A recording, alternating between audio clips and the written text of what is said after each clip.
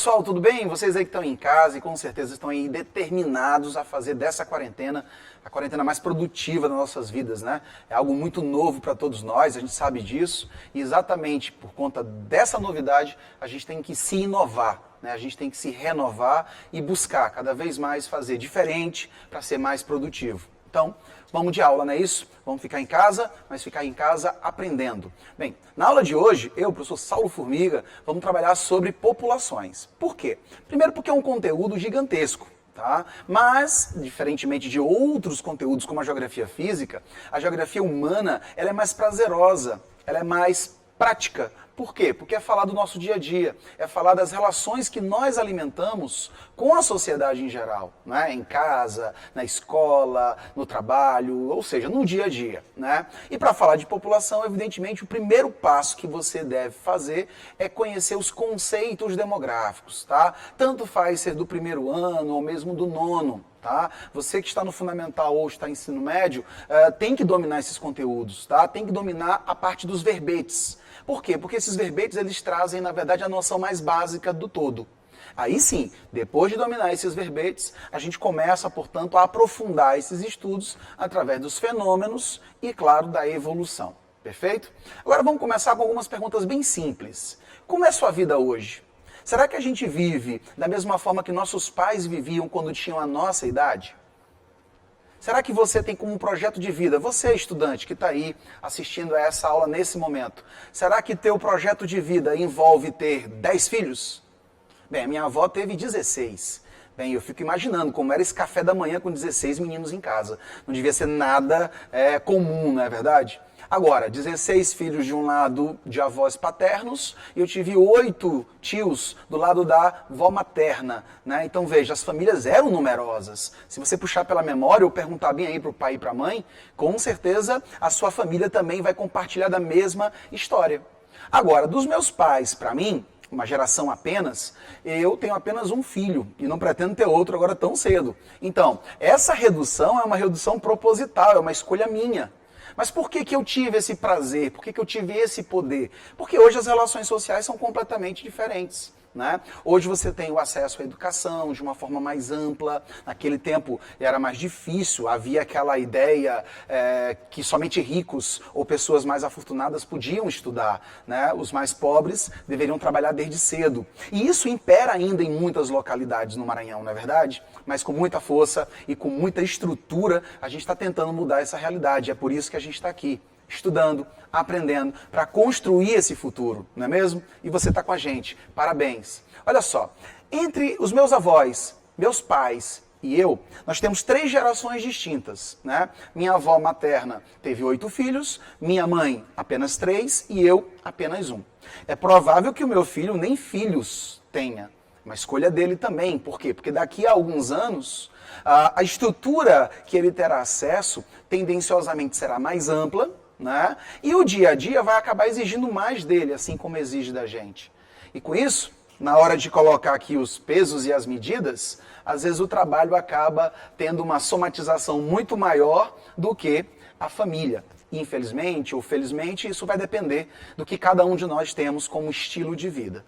Tá vendo? Olha quanta coisa a gente já falou bem aqui nesses primeiros 5 minutos. Pois é, tem muito mais coisa por aí, fica ligado, hein? Então vamos para os conceitos? Bem, nós vamos trabalhar primeiro com população, não é isso? E os conceitos que eu falei são os conceitos básicos. E para começar, vamos realmente colocar a palavra básico aqui ao pé da letra. Ó. População absoluta e população relativa. São 2 conceitos que em qualquer questão de população você precisa dominar, tá bom? População absoluta significa o quê, gente? Ó, número total de indivíduos em um determinado lugar, em um determinado local. Por exemplo, na sua casa, quantas pessoas estão com você de quarentena? Vamos imaginar aí que tenha 4 pessoas. Muito bem. Então, a população absoluta da tua casa, do território da tua casa, é de 4 pessoas. É só o número total. No Brasil, a gente tem algo em torno de 200 milhões. Já a população relativa, ela faz uma relação, por isso população relativa, a distribuição dessa população pela área. Então é como se eu pegasse, por exemplo, a tua casa deve ter o quê? Vamos chutar, algo em torno de 50 metros quadrados. São 4 pessoas, então eu tenho mais de 10 metros para cada, não é isso?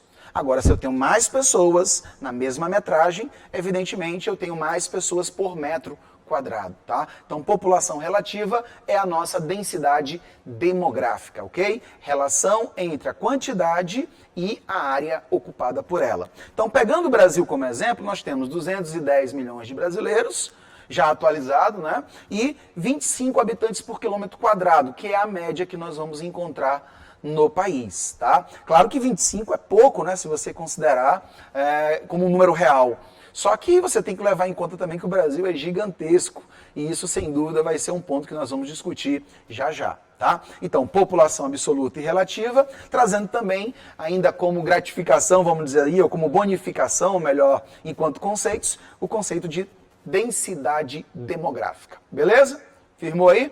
Então vamos continuar. Olha só. Eu peguei aqui uma frase para exemplificar um pouco de outro conceito que vai trazer essas ideias sobre absoluta e relativa, tá? Você pode encontrar em uma prova ou em um livro o conceito de país populoso e país povoado, tá? País populoso e país povoado. Mas você sabe o que quer dizer cada uma dessas palavras? Então, vamos ver na prática, né? Vamos pegar o exemplo do Brasil. O Brasil é um país muito populoso. Perceba aqui, ó, a entonação, tá muito populoso, a intensidade.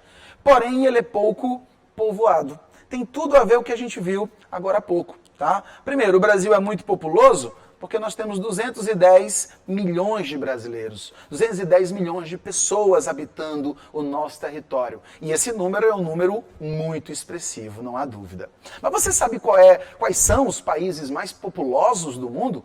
Toda vez que você ouvir esse termo, tá, populoso, ele pode ser muito ou pouco, tá? Mas uma coisa eles têm em comum. Todos os dois vão tratar do mesmo conceito, tá? População absoluta. Populoso é população absoluta, então tem muito ou tem pouco, mas trata do quantitativo total. Bem, você pode começar pela China, que inclusive roubou a cena aí nas últimas semanas. A população chinesa gira em torno de 1 bilhão e 400 milhões de chineses. É quase 7 vezes a população do Brasil. A Índia vem logo depois com 1 bilhão e 300 milhões. Veja só, 6 vezes, um pouco mais que o Brasil, né? A população brasileira também é numerosa, está entre as 10 maiores, mas não tanto quanto, né? Não tão quanto a população asiática, sobretudo a asiática, tá? Bem, volta aqui um pouquinho. Quando eu falo de 25 habitantes por quilômetro quadrado, eu estou falando da densidade demográfica média do Brasil, né? E é bom lembrar que isso me remete à ideia de pouco povoado. Por quê?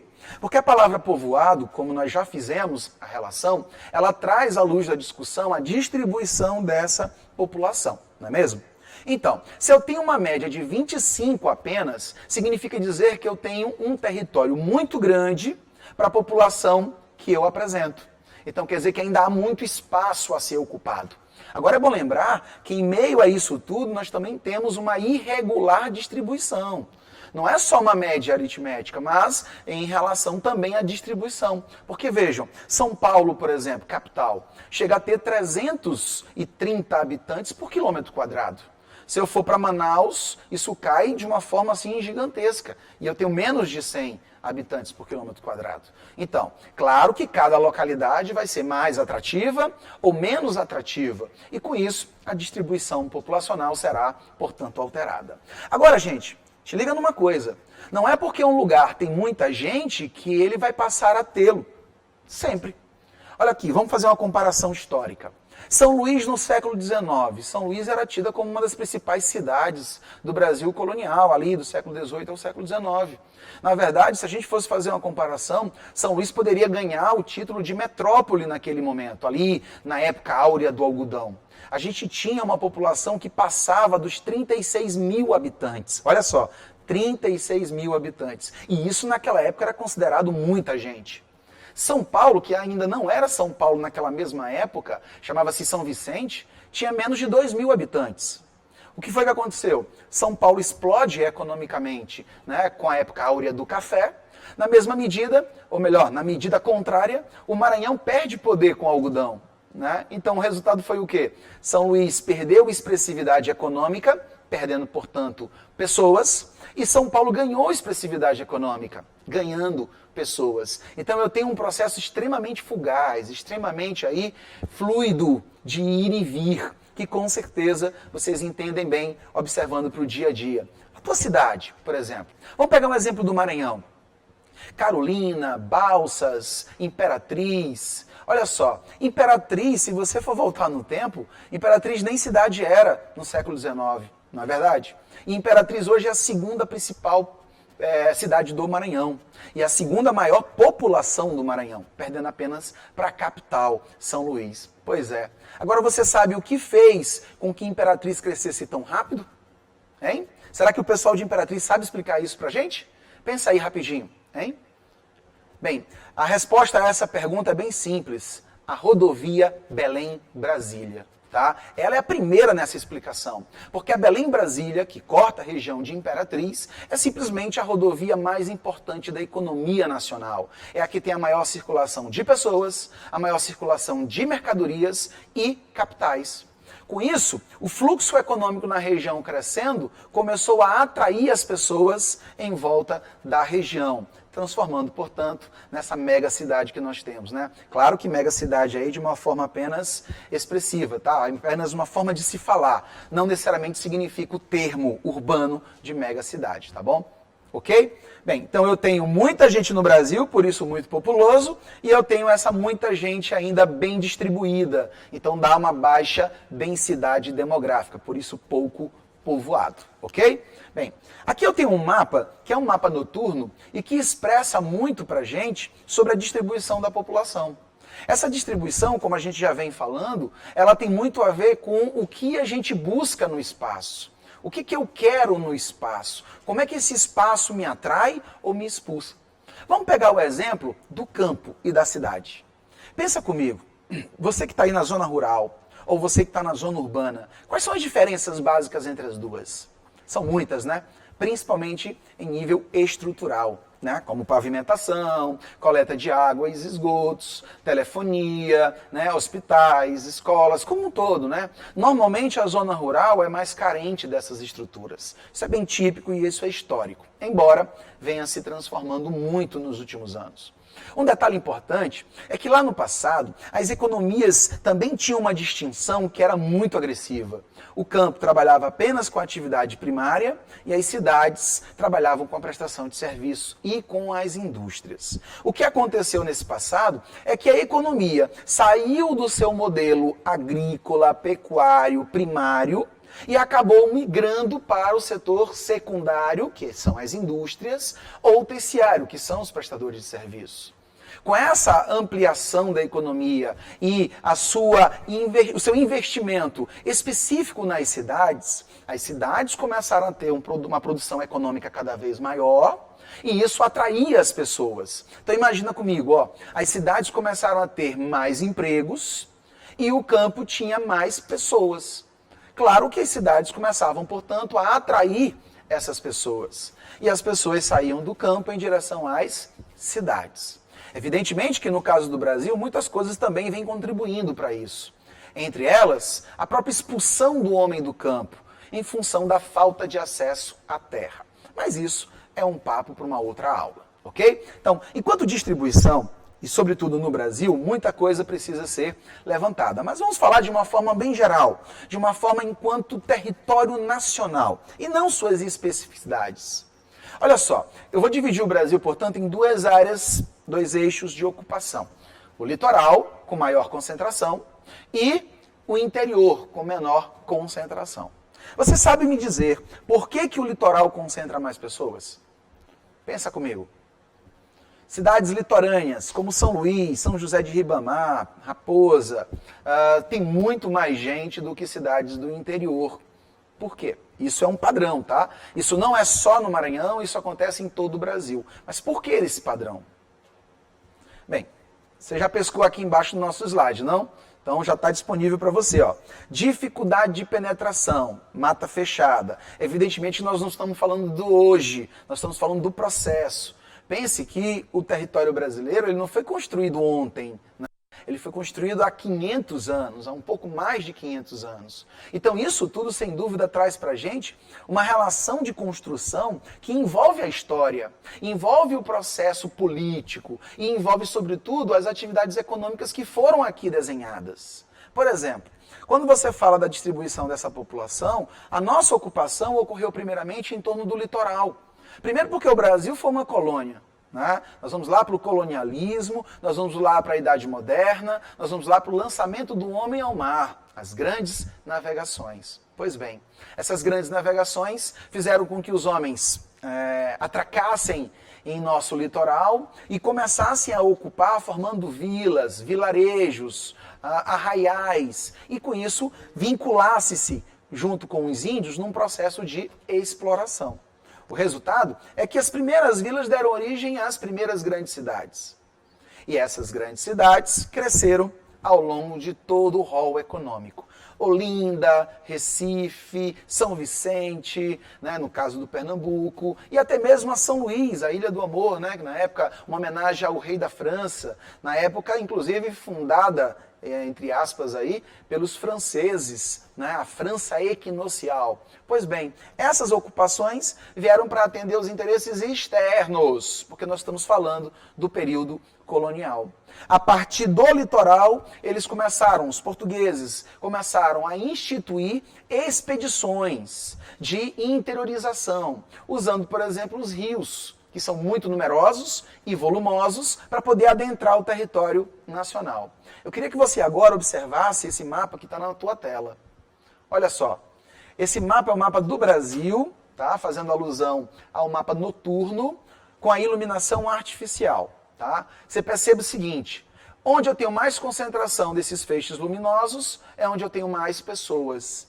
Onde eu tenho menos concentração desses feixes, menos pessoas. Então, há uma relação direta com o que nós acabamos de citar, não é mesmo? Então, o litoral concentrando cidades e, portanto, economias e sociedade, e o interior com condições mais remotas. Se você lembrar bem, até hoje, esse interior ainda mantém essa condição remota. E quanto mais difícil for o acesso, mais difícil também é o ir e vir, mais difícil também é o atender das minhas necessidades. E com isso, essas localidades do interior acabam, portanto, não sendo atrativas. Tá? Então, dificuldade de penetração com o processo histórico, principalmente por conta da mata fechada, ocupação histórica de fora para dentro, ou seja, somos frutos das navegações. Então, o primeiro processo a ser incluído no Brasil, sem dúvida, são os portos e as vilas litorâneas, e uma economia clássica de exportação. Gente, presta atenção nisso, hein? Anota bem aí do ladinho no caderno.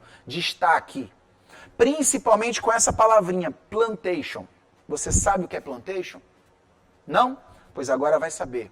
Plantation é o quê? Sistema de produção agrícola, monocultor, escravista de exportação. É uma grande lavoura, monocultora, uma só cultura, tá? Escravista e de exportação. Ela foi a base da economia colonial, sobretudo para o Brasil. Só para você ter uma ideia, o açúcar, o cacau, o café e o algodão foram todas obras das plantations, só que nós chamamos de ciclos econômicos. E eu posso até incluir aí a borracha, embora com alguns delicados pontos. Porque a borracha, apesar de ser extrativista, houve uma tentativa, viu? Houve aí um fenômeno chamado Fordlândia, que não saiu do papel como imaginavam, mas houve a tentativa de produção de seringueiras em caráter agrícola, tá? Mas não deu certo. Para você entender como as plantations foram extraordinariamente fundamentais nessa construção, embora trazendo sérios problemas. Só fazendo um link aqui com a história, com a arte, com as outras ciências, a Casa Grande de Senzala, por exemplo, que é uma grande obra literária brasileira, ela não só nos alimenta enquanto literatura, mas também enquanto análise histórica, poética e social da população do Brasil, tá? Porque institui aí a hierarquia da época, né? A hierarquia entre os servos e os seus senhores.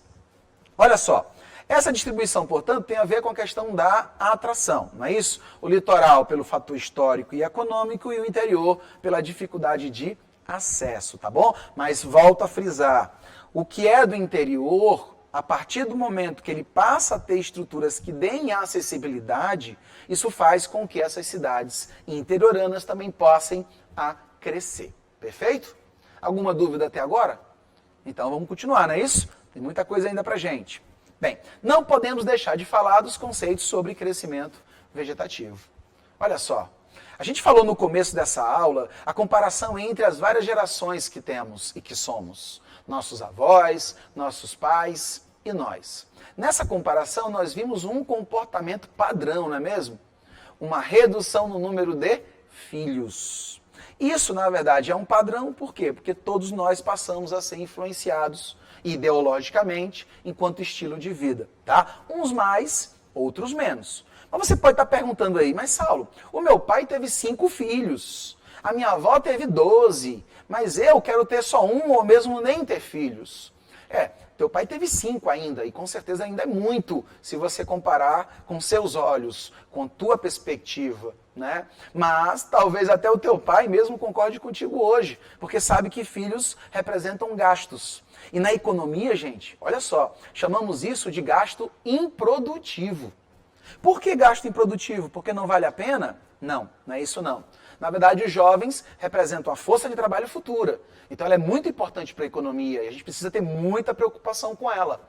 Mas, ter jovem demais significa ter adulto demais também. Né? Enquanto esses adultos não chegam para ser força de trabalho, há todo um investimento que é feito para a qualificação desses jovens. E aí eu preciso ter os investimentos proporcionais aos ganhos. Senão, a gente tem um problema econômico em curso. Tá bom? Bem, quando se fala de crescimento vegetativo, você vai lembrar, sabe do quê?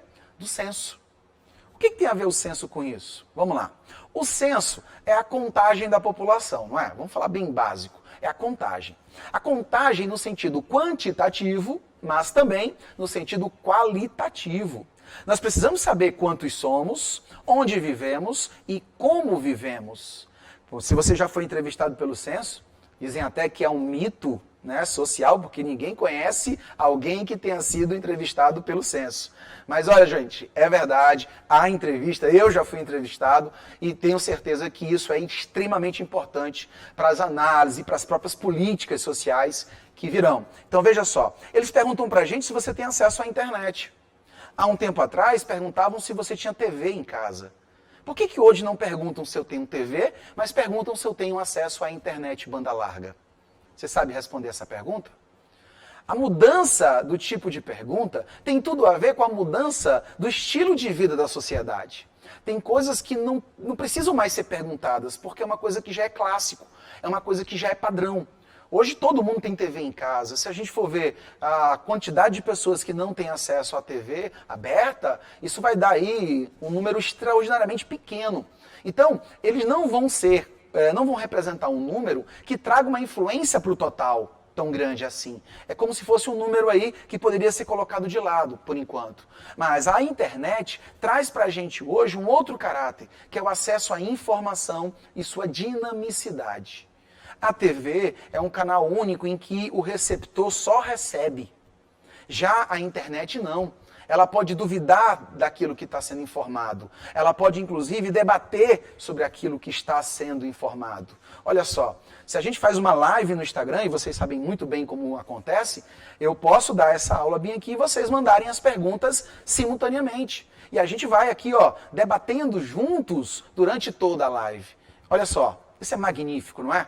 Então, isso é uma nova forma de estabelecer relações sociais. Por isso, as perguntas também serão diferentes, tá? Só que quando eu falo de crescimento vegetativo, eu falo da taxa de natalidade, que é o número de nascimentos em um ano, tá? Ele é dado em taxa por 1000, a cada universo de 1000 nascidos. Então, por exemplo, o Brasil teve uma taxa de natalidade de 7 por 1000. Então, quer dizer que a cada 1000 habitantes, nós temos 7 nascimentos por ano. Entenderam? 7 por 1000. Já a taxa de mortalidade representa o número de óbitos. Então, como vocês já imaginaram, significa o número total de pessoas que morreram em um ano. Tá? Então, eu vou pegar o número de óbitos e vou fazer a correlação com a população total. Vamos imaginar que foi de 4 por 1000. Lembra? Nasceram 7 a cada 1.000 e morreram 4 a cada 1.000. Então, a cada 1.000 habitantes do Brasil, nós temos uma mortalidade de 4 por ano. Isso me dá uma proporção. E quando eu faço a relação entre a natalidade e a mortalidade, natalidade a mais é sempre o que eu ganhei, e mortalidade a menos é sempre o que eu perdi, eu vou acabar tendo um saldo que pode ser positivo, e aí o crescimento foi maior, ou pode ser negativo, e aí o crescimento, portanto, não vai ser visto como crescimento, mas como decréscimo, não é isso? Ou crescimento invertido ou crescimento negativo. Aí, em vez da minha população aumentar em números, ela vai diminuir. É o caso de países como a Itália. Você que viu aí falar muito sobre ela, a Espanha agora como novo epicentro europeu do Covid. Então são países que sofrem mais com essa pandemia, sobretudo por conta do envelhecimento natural da sua população. A Itália, vale lembrar, que é o país com o maior número de idosos da Europa. E isso, sem dúvida, torna ele um pouco mais vulnerável, tá bom? Então, natalidade, quantos nasceram, mortalidade, quantos morreram. A subtração da natalidade pela mortalidade me dá um saldo, e esse saldo é chamado de crescimento vegetativo. Perfeito? Tudo bem até aí, gente? Muito bem, então vamos continuar, porque ainda tem coisa. Ó. Olha esse gráfico. Um outro conceito que eu vou te apresentar agora, fecundidade. Lembra do que eu falei aqui sobre o número de filhos e a nossa escolha?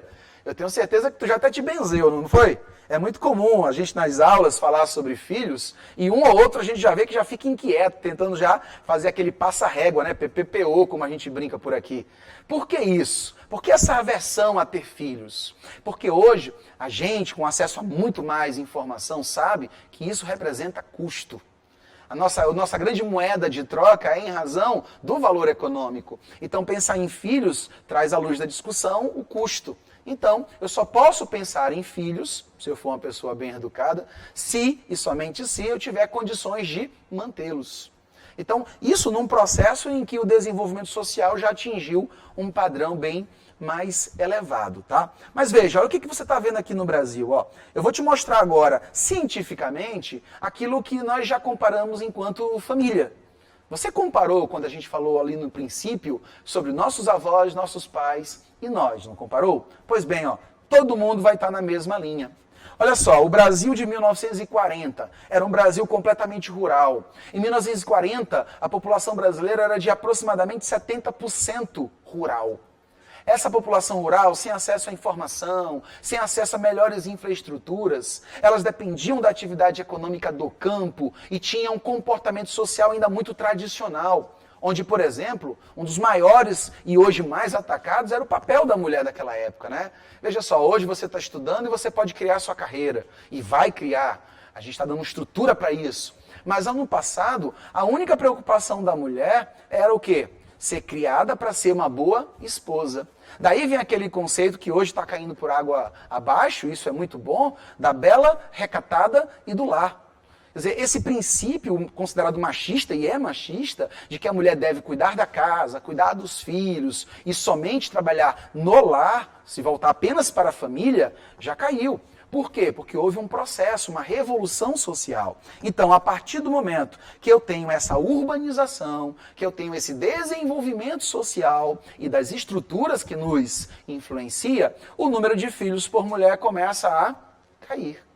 Olha só, não é fácil, a gente nunca trabalhou tanto como vem trabalhando de casa, não é mesmo? Porque agora está todo mundo reunido. É o trabalho extra lá e o trabalho do lar. Todos ali em comunhão. Então, olha, esse trabalho faz com que a gente acabe por levantar esse tipo de identidades, de reduzir o número de filhos por família. Então, entra aí alguns elementos chaves nesse processo. Então, anota aí, gente.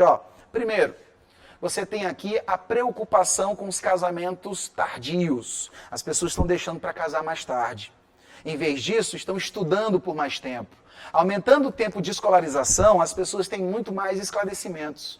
E com isso sabem que precisam primeiro se preparar estruturalmente para depois criar família. Então, casamentos tardios, maior tempo de escolarização, preocupação com o uso dos preservativos, dos meios contraceptivos, e aí foi uma revolução trazida pela Revolução Industrial, né? Hoje podemos fazer sexo e não necessariamente ter gravidez, porque nós temos métodos contraceptivos eficientes.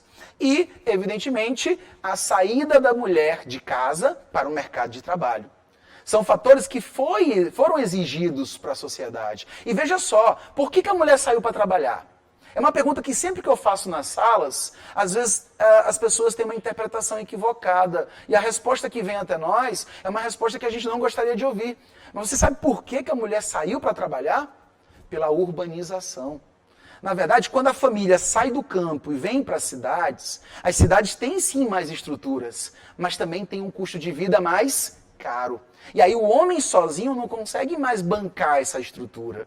Sozinho, o homem, embora ele ainda deseje, esperneie sobre essa ótica, ele não consegue mais sanar as necessidades da família numerosa nas cidades sozinho. Então, os filhos passam a sair para trabalhar e a esposa também passa a sair para trabalhar.